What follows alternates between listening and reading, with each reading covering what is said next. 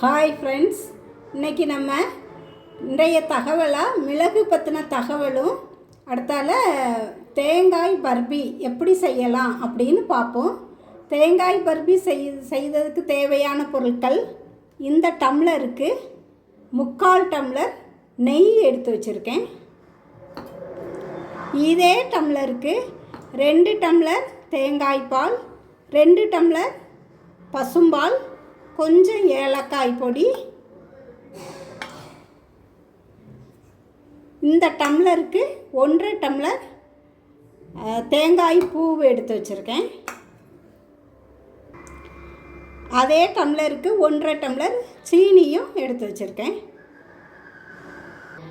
இப்போ தேவையான பொருட்கள் எல்லாம் பார்த்தாச்சு. இப்போ நம்ம எப்படி செய்யணும் அப்படின்னு பார்ப்போம். இப்போ அடுப்பை பற்ற வச்சு கடாயை எடுத்து அடுப்பில் வச்சுருவோம்.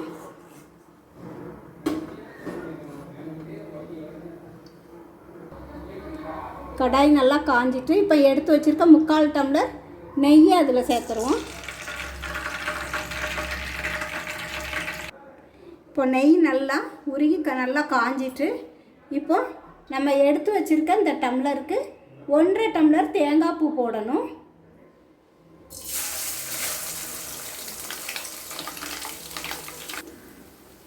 ஒன்றரை டம்ளர் தேங்காய் பூ போட்டாச்சு. இப்போ கொஞ்சம் நல்லா இதில் நெய்யிலே கொஞ்சம் கிண்டி விடணும், நல்லா வதங்கணும். தேங்காய் லைட்டாக வதங்கணும். இந்த நெய்யிலேயே வதக்கிட்டு இனிமேல் நம்ம தேங்காய் பாலையும் பசும்பாலையும் இதில் சேர்க்கணும். இன்றைய தகவலாக இன்றைக்கி நம்ம மிளகு பார்க்கோம். மிளகு நம்ம உடம்புக்கு என்னெல்லாம் பலன் கொடுக்கு, டெய்லி நம்ம சாப்பாட்டில் ஒரு 5லேருந்து 10 மிளகு வரைக்கும் அது மிளகு சேர்க்கணும். அது நம்மளுக்கு நம்ம உடம்புக்கு என்னெல்லாம் பலன் கொடுக்கு அப்படின்ட்டு பார்க்க, மிளகு நம்மளுக்கு ஜீரண தன்மையை அதிகப்படுத்துது. அதே போல் வாயு பிரச்சனையையும் குணப்படுத்தும்.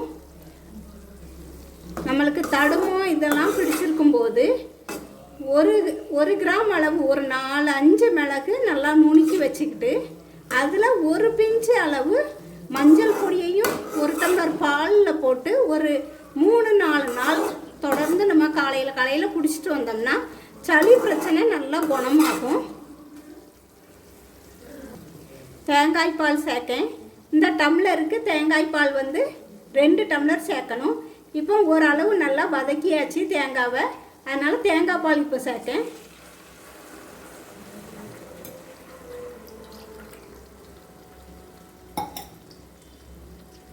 ரெண்டு டம்ளர் தேங்காய் பால்,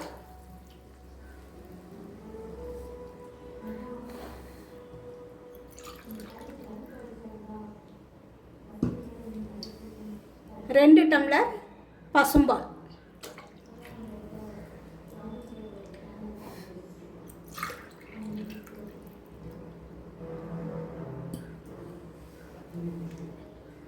2 டம்ளர் பசும்பால் சேர்த்தாச்சு. இப்போ நல்லா தீயை ஹை ஸ்பீடில் வச்சு நல்லா கொதிக்க விடணும். அடிப்பிடிக்காத அளவு அப்பப்போ கிண்டி கொடுத்துக்கிட்டே இருக்கணும். நல்லா கொதிக்கட்டும். இன்னும் பால் நல்லா பொங்கி வரணும். பால் பாருங்கள் நல்லா கொதிக்க ஆரம்பிச்சிட்டு இப்போ நல்லா நம்ம கிண்டி கொடுத்துக்கிட்டே இருக்கணும். அடி பிடிக்காத அளவு பொங்கியும் சிந்திடக்கூடாது. பாலும் தேங்காய் பாலும் பொங்கி சிந்திடவும் கூடாது. கிண்டி கொடுத்துக்கிட்டே இருக்கணும். அதே போல் நம்ம டெய்லி மிளகு சேர்த்துக்கிட்டே வரும்போது நம்ம உடம்புகளில் புற்றுநோய் எதுவும் ஏற்படாத அளவு, புற்றுநோய் வராத அளவு பாதுகாத்துக்கிடும். அதே போல் இரத்தத்தில் கெட்ட கொழுப்புகளை அதிகப்படியான கொழுப்புகளை உடைச்சி அதை கரைய வைக்கும். நம்ம உடம்புல உள்ள கெட்ட கொழுப்புகளையும் கரைய வச்சிரும். அதனால் மிளகு ரொம்ப நல்லது. நம்ம சாப்பாட்டில் டெய்லி மிளகு பொடியாக பொடி பண்ணி நம்ம சாப்பாட்டில் சேர்த்துக்கிட்டது ரொம்ப நல்லது. முழு மிளகாய் சேர்க்கும்போது அதை தூர எடுத்து போட்டுருவோம். சின்ன பிள்ளைங்களாம் தூர எடுத்து போட்டுருவாங்க. அதனால் மிளகு பொடியாக சாப்பாட்டில் சேர்த்துக்கிட்டது ரொம்ப நல்லது.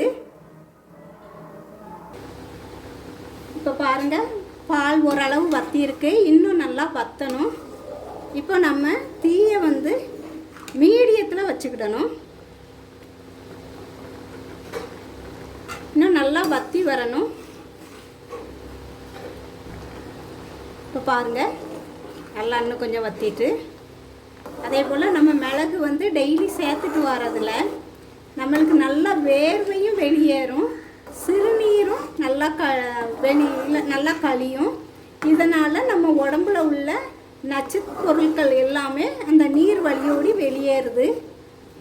இதனால் நம்ம உடம்பும் நல்லா சுத்தப்படுத்தப்படுது. அதனால் மிளகு நல்லா சாப்பிட்றது ரொம்ப நல்லது. இந்த ஸ்டேஜில் கையெடுக்காமல் கிண்டி கொடுத்துக்கிட்டே இருக்கணும். ஏன்னா நல்லா பால் வற்றி வருது, இன்னும் கொஞ்சம் தான் வற்றணும்.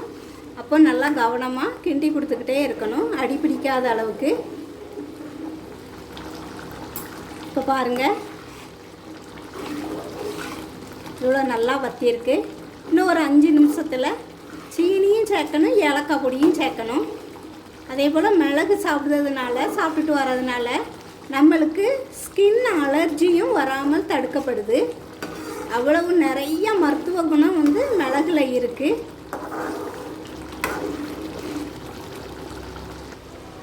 இந்த ஸ்டேஜில் நம்ம 2 டம்ளர் சீனி சேர்த்துருவோம்.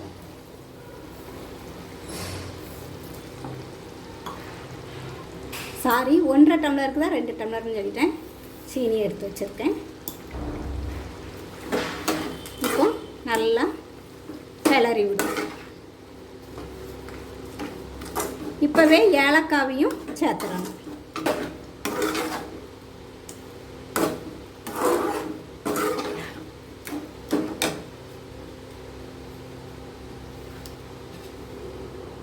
ஏலக்காயும் நல்லா சேர்த்து தூவிடுவோம்.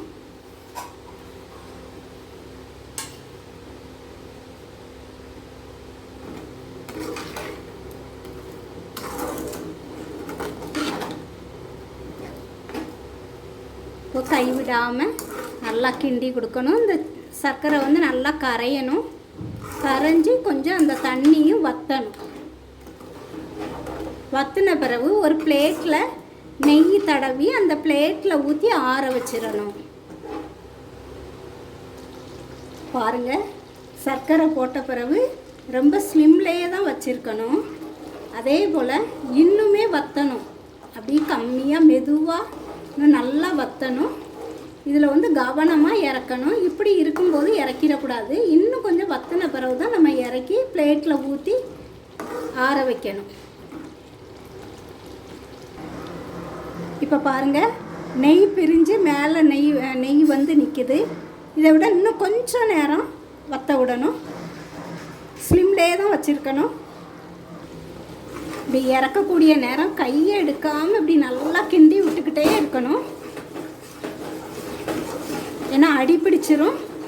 கொஞ்சம் தீயை கூட்டி வச்சுக்கிட்டு கையை எடுக்காமல் இப்படி நல்லா கிண்டி விட்டுக்கிட்டே இருக்கணும்.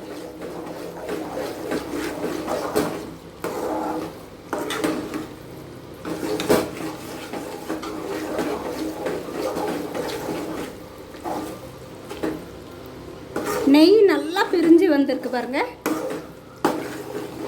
இதுதான் கரெக்டான ஸ்டேஜாக இருக்கும். அதிலே நம்ம கவனிச்சுக்கிடலாம். இப்போ இந்த பாத்திரத்தில் இந்த தட்டில் வந்து நெய்யை தடவி வச்சுக்கிடுவோம். தட்டு ஃபுல்லும் நெய் தடவிட்டு இந்த பர்பியை இதில் ஊற்றி வச்சிடணும். இங்கே பாருங்கள், நம்ம செய்த தேங்காய் பூ பர்பி வந்து ரெடி ஆகிட்டு பாருங்கள், நல்லா ரெடி ஆகிட்டு பார்க்க கொஞ்சம் கடுத்தமாக தெரிஞ்ச மாதிரி இருக்கும். ஆனால் நல்லா சாஃப்டாக இருக்கும். சாப்பிட்றதுக்கு வாயில் போட்டதுமே அப்படி கரையும். நல்லா டேஸ்ட்டாகவும் இருக்கும். இதே பக்குவப்படி உங்கள் வீடுகளில் செய்து பாருங்கள். நல்ல டேஸ்ட்டான தேங்காய் பூ பர்பி கிடைக்கும். நம்ம சேனலை லைக் பண்ணுங்கள், சப்ஸ்கிரைப் பண்ணுங்கள், ஷேர் பண்ணுங்கள்.